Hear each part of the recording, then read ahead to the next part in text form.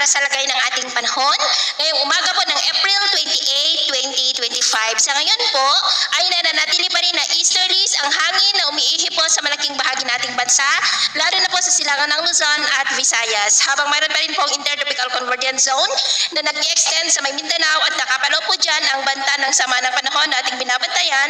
At simula bukas, gaya ninyong napapansin, ay posible na nalalakas ang sirkulasyon nito at posible na maging bagyo bago po mag-weekend. Kaya patuloy lamang natin nababantayan ang development niyan dahil nananatili pa rin na malaking banta sa ating bansa sa susunod po ng mga araw. Base po sa datos ng ECMWF computer models ay nagbabantayan na mag-landfall sa darating na Huwebes sa may Caraga at Kabisayaan na magdudulot ng maulan na panahon. Sa ibang mga weather models naman ay posible yan na maging malakas na bagyo pero mananatili lamang dyan sa may karagatan sa silangan ng ating bansa, kaya atin lamang pong babantayan yan dahil pa iba-iba pa rin ang direksyon, lalo na at nasa malayo pa, about 499 kilometers southeast ng Davao Region.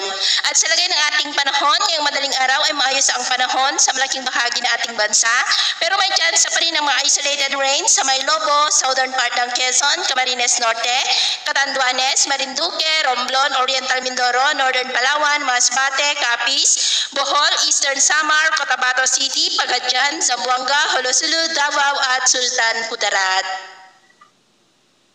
At mamaya po ay sisikat naman ang araw sa malaking bahagi ng ating bansa pero may chance pa rin ng cloudy skies with isolated rains sa ilang bahagi po ng Lobo sa may Batangas, southern part ng Quezon, Marinduque, Catanduanes, Legazpi, northern part ng Palawan, Capiz, Siargao, Basilan at Holosulu maging sa may Tawi-Tawi.